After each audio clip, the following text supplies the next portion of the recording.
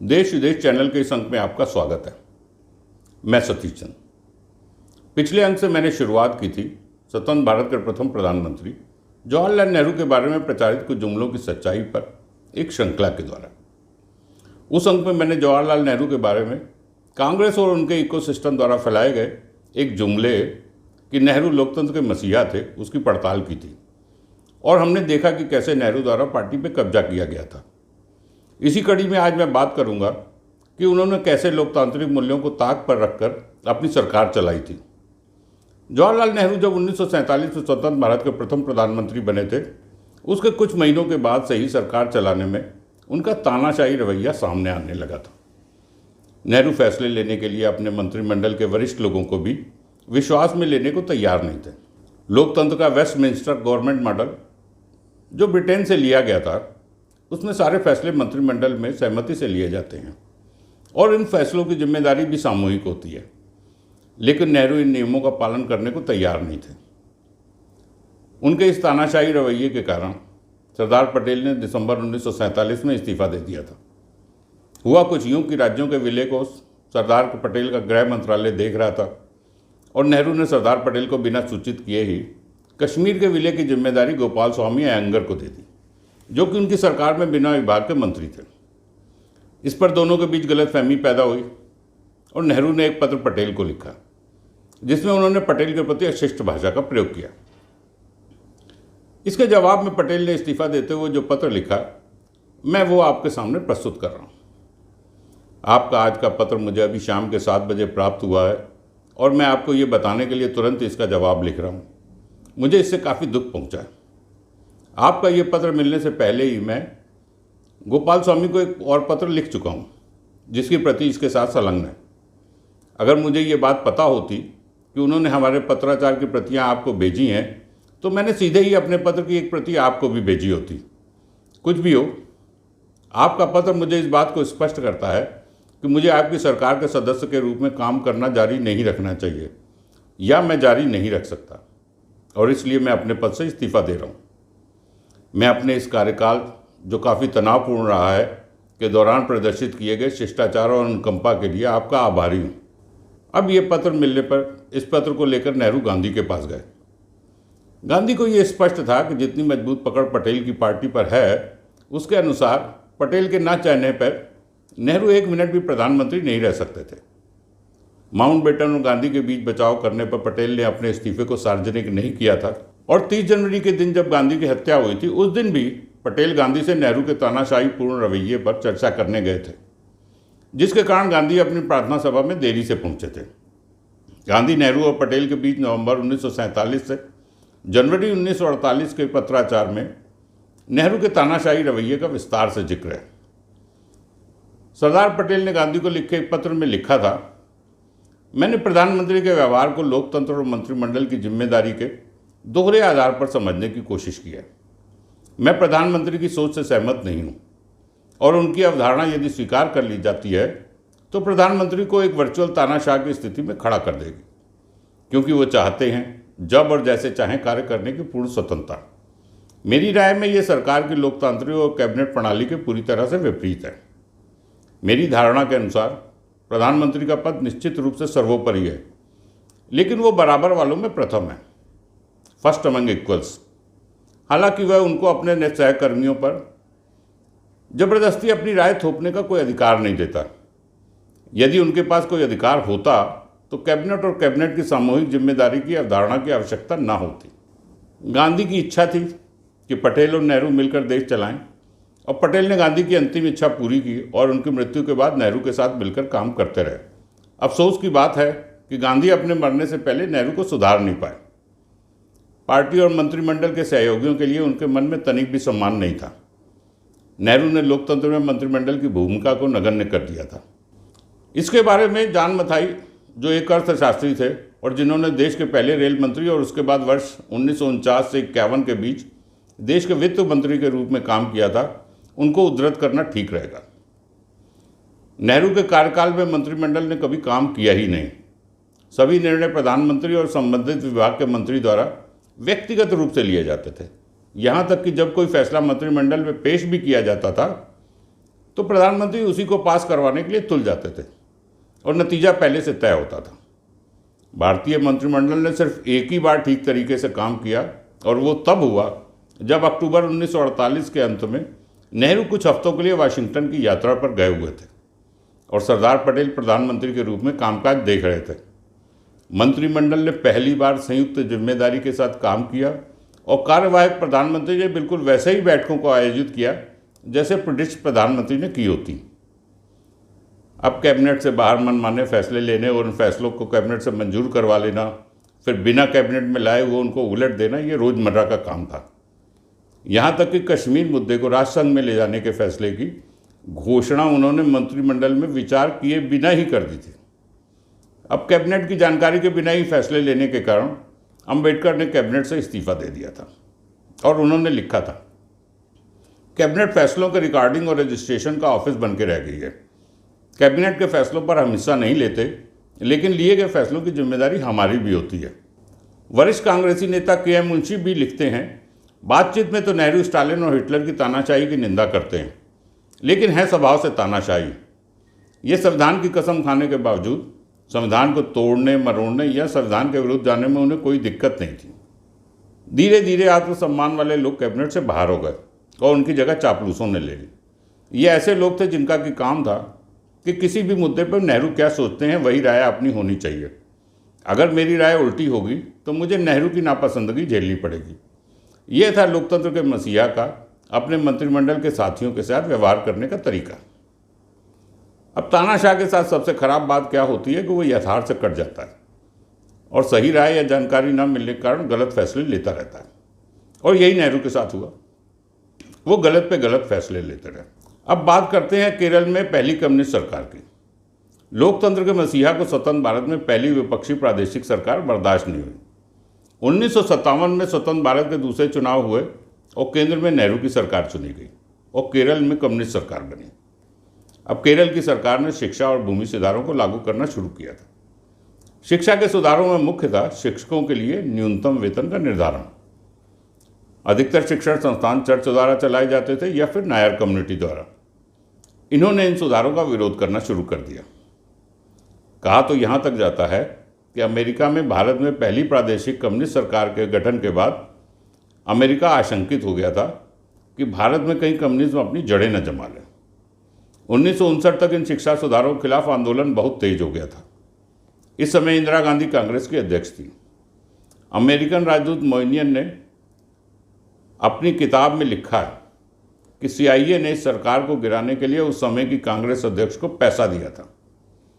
इंदिरा गांधी ने Nair community, Christian lobby और मुस्लिम league के साथ मिलकर प्रदेश सरकार के खिलाफ चल रहे आंदोलन को अपना समर्थन दे दिया। इंदिरा गांधी द्वारा इस आंदोलन को हवा देने का उनके पति फिरोज गांधी ने भी विरोध किया था और इसी के चलते फिरोज गांधी और इंदिरा गांधी के बीच में वैवाहिक जीवन में दरार आ गई थी जो बाद में भी पट नहीं पाई थी। इस आंदोलन के बाद केरल में अशांति फैली और लॉ एंड ऑर्डर की समस्या खड़ी हो गई। इस तरह की स्थिति में प्रादेशिक सरकार की मदद करने के बजाय कांग्रेस अध्यक्ष इंदिरा गांधी ने नेहरू पर केरल की सरकार को बर्खास्त करने का दबाव डाला और लोकतंत्र के मसीहा ने धारा 356 का प्रयोग करते हुए ये सरकार बर्खास्त कर दी। और इसी के साथ लोकतंत्र की भावना के विपरीत विपक्ष की सरकारों को अस्थिर करने की भारतीय राजनीति में एक अलग परंपरा की नींव भी डाल दी। अब चुनावी फंडिंग। अब बात करते हैं चुनावी फंडिंग की। भ्रष्टाचार का एक प्रमुख कारण चुनावी फंडिंग है। यह वो अकेला क्षेत्र था राजा जी ने जिसके राष्ट्रीयकरण की मांग की थी। राजा जी ने पैसे की ताकत के बेहिसाब और अनुचित फायदों को दूर करने के लिए राज्य द्वारा चुनावों में धन उपलब्ध कराने की वकालत की थी। उन्होंने कहा था, चुनाव अब निजी उद्यम हो गए हैं, जबकि यह पहली चीज़ है जिसका राष्ट्रीयकरण किया जाना चाहिए। लेकिन नेहरू ने उनकी बात नहीं सुनी। नेहरू ने उस चीज़ का राष्ट्रीयकरण किया जिसका नहीं किया जाना चाहिए था और जिसका राष्ट्रीयकरण करना था उसका नहीं किया। ये था राज्य द्वारा चुनावों में पार्टियों को धन उपलब्ध कराना। इसने एक नवजात लोकतंत्र में विपक्ष को स्थापित करने में मदद की होती। विपक्ष के पास धन की भारी कमी थी। इसके अलावा उनके पास अपने लिए प्रचार की मशीनरी भी नहीं थी। नेहरू ने हमेशा उद्योगपतियों के खिलाफ बात की लेकिन अगर उनको कोटा परमिट के बदले में बड़े औद्योगिक घरानों ने उनकी चुनावी तिजोरी को भरने में मदद की तो नेहरू के सिद्धांत कभी आड़े नहीं आए। चुनावी फंडिंग अब कांग्रेस को ही मिल रही थी, निश्चित रूप से कोटा परमिट के बदले, और ऐसे में नेहरू विपक्ष के लिए धन का इंतजाम कर उन्हें क्यों मजबूत करते।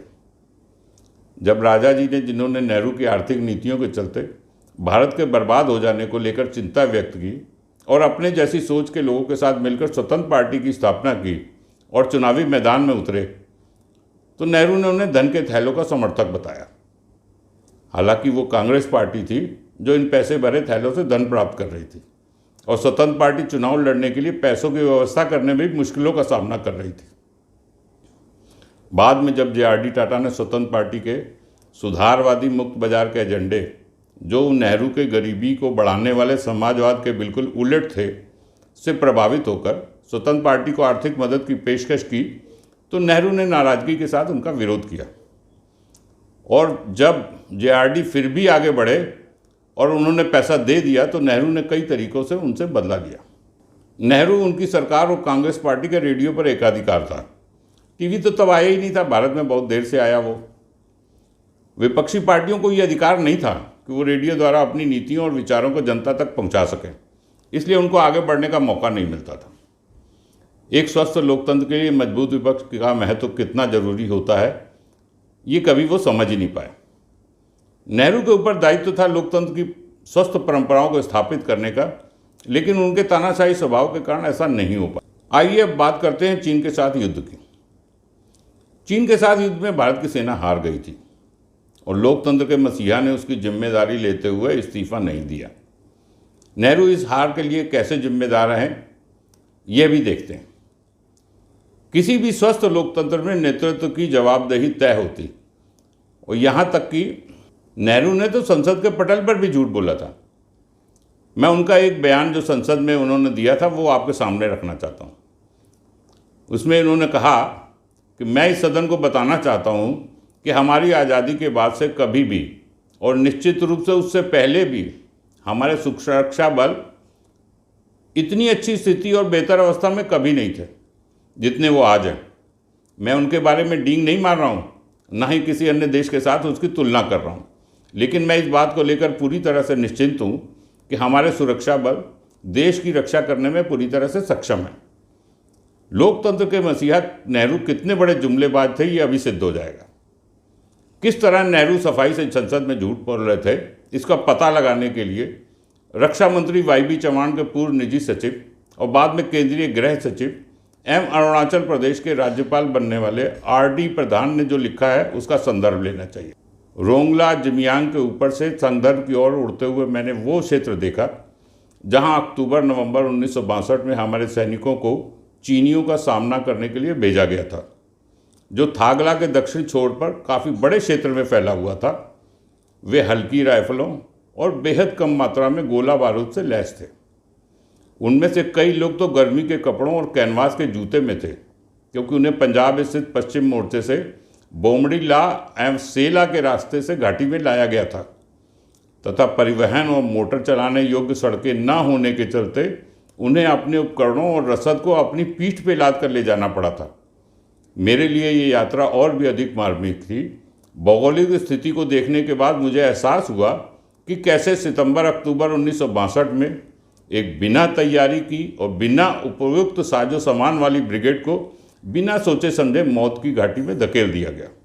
सन 1962 के भारत चीन युद्ध के दौरान तत्कालीन प्रधानमंत्री नेहरू के नेतृत्व की विफलताओं को उजागर करते हुए एयर मार्शल डेंजिल कीलर, सेवानिवृत्त, ने कहा, युद्ध में हार की वजह नेहरू थे। उन्होंने कूटनीति पर भरोसा किया और सशस्त्र बलों की उपेक्षा की। हमें बिना उचित कपड़ों के बर्फ से ढके पहाड़ों पर ढकेल दिया गया। विमानों के संचालन की अनुमति नहीं थी। अगर हमारे अपने बेस तैयार होते तो हम चीन का सामना कर सकते थे। उन्होंने हर चीज़ का मजाक बना दिया और हमने उसकी भारी कीमत चुकाई। यहाँ मैं एक और उदाहरण देना चाहूँगा। चीन युद्ध के दौरान बंदी बनाए गए ब्रिगेडियर दलवी ने अपनी पुस्तक हिमालयन ब्लेंडर में लिखा है, हमें यह भी सीखना चाहिए कि लोकतंत्र में वास्तविक विफलताओं के लिए कोई जगह नहीं है। यह भावुकता का मामला नहीं है।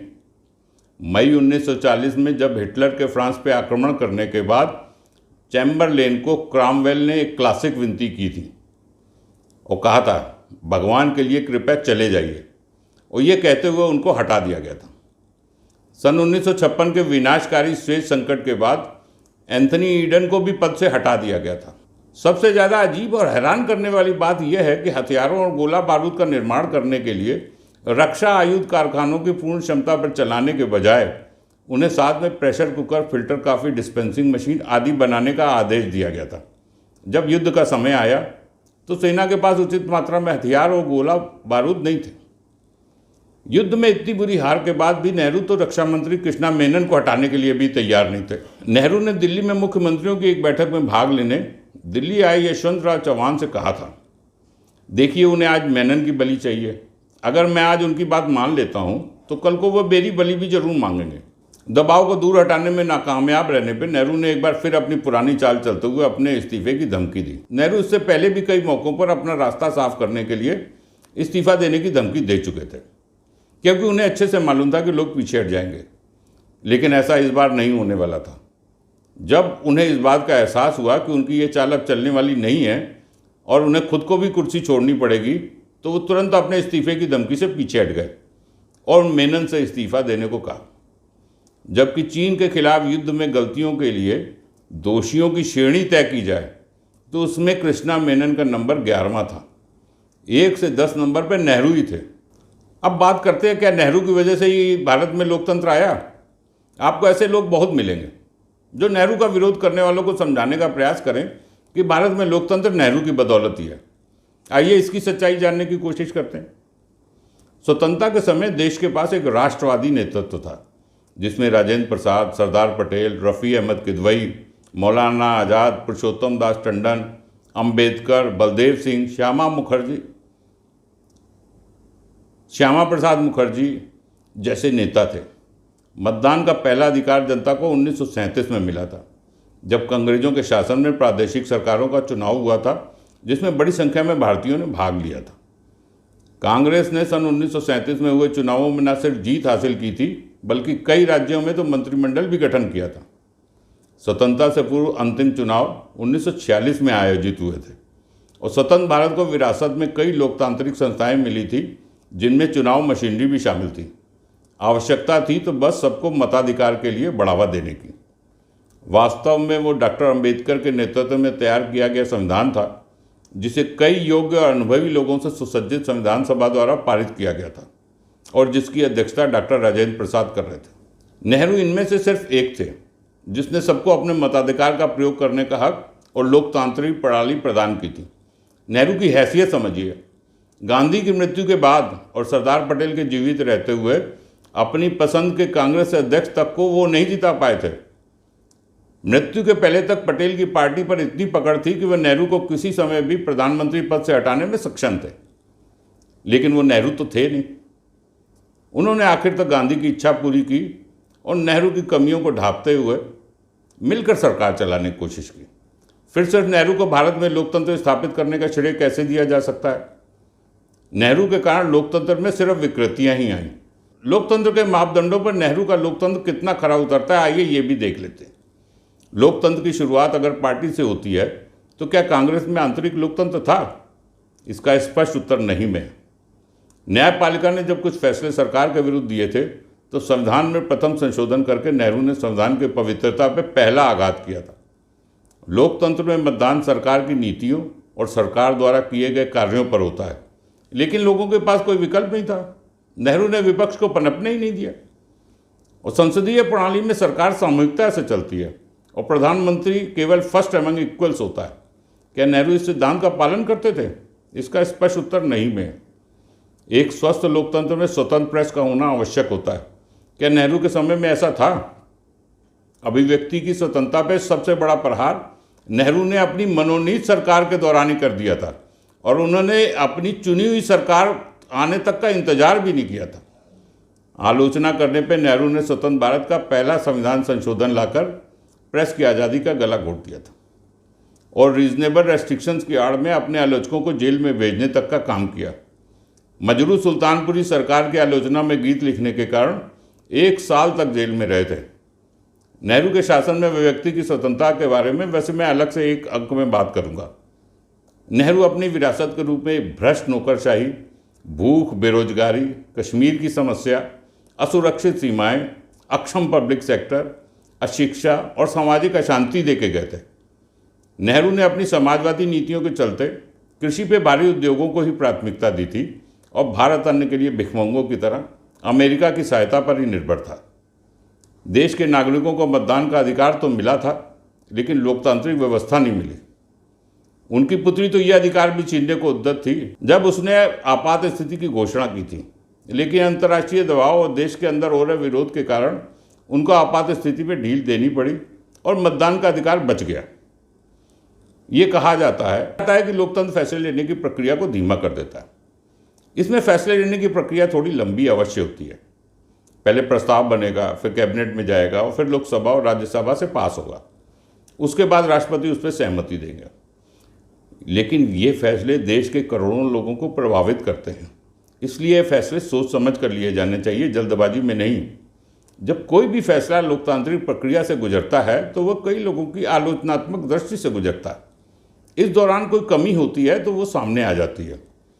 अगर नेहरू ये सोचते थे कि लोकतंत्र प्रक्रिया देश के भले के लिए त्वरित फैसले लेने में बाधक है और इस तरह की तानाशाही को ज़रूरत थी, तो आइए नेहरू की तुलना सिंगापुर के प्रथम प्रधानमंत्री से करते हैं। सिंगापुर के प्रधानमंत्री ली कुआन यू ने 1965 में सत्ता संभाली थी और उन्होंने एक उदार और अर्ध तानाशाह के रूप में काम किया था। लेकिन अपने शासन के प्रथम 20 वर्षों में सिंगापुर, जो कि तीसरी दुनिया का देश माना जाता था और जिसके पास कोई प्राकृतिक संसाधन भी नहीं थे, उसको उन्होंने विश्व की अग्रणी पंक्ति में खड़ा कर दिया था। उनको तो एक बार माफ़ किया जा सकता है, लेकिन नेहरू, जिन्हें एक ऐसा देश मिला जिसमें प्राकृतिक संसाधनों की कोई कमी नहीं थी, एक काबिल नौकरशाही थी, रेलवे का अपना नेटवर्क था, अपने 17 साल के शासन में देश को भुखमरी के कगार पर खड़ा करने के लिए और स्वतंत्रता के समय विश्व की चौथी अर्थव्यवस्था को 10वें नंबर पर लाकर खड़ा कर देने वाले नेहरू को कैसे माफ़ किया जा सकता है? नेहरू के अलोकतांत्रिक कृत्य देश के भले के लिए नहीं थे, बल्कि अपनी सत्ता बनाए रखने और अपने बाद अपने परिवार की सत्ता को आगे बढ़ाने के लिए ही प्रयोग करने के रूप में देखे जाने चाहिए। इन सब के विपरीत अगर देखा जाए तो 2014 में सरकार बदलने के बाद नरेंद्र मोदी ने यह सिद्ध किया कि लोकतंत्र और देश का त्वरित विकास साथ साथ चल सकते हैं। नेहरू के लोकतांत्रिक कृत्यों की एक लंबी सूची है, लेकिन मैंने यहाँ पर मुख्य घटनाओं का जिक्र किया है। मैं इस फैसले को आपके ऊपर छोड़ता हूँ कि इस जुमले में कि नेहरू लोकतंत्र के मसीहा थे में कितनी सच्चाई है। नेहरू के वंशवाद, सेकुलरिज्म और कश्मीर समस्या से निपटने में उनके रवैये, चीन के युद्ध में नेहरू की भूमिका, आर्थिक नीतियों इत्यादि पर अगले अंकों में मैं एक एक करके चर्चा करूँगा। इस अंक में इतना ही। आपको ये वीडियो कैसा लगा कृपया कमेंट अवश्य करें। आपसे अनुरोध है कि वीडियो को लाइक करें, शेयर करें और चैनल को सब्सक्राइब करें। धन्यवाद।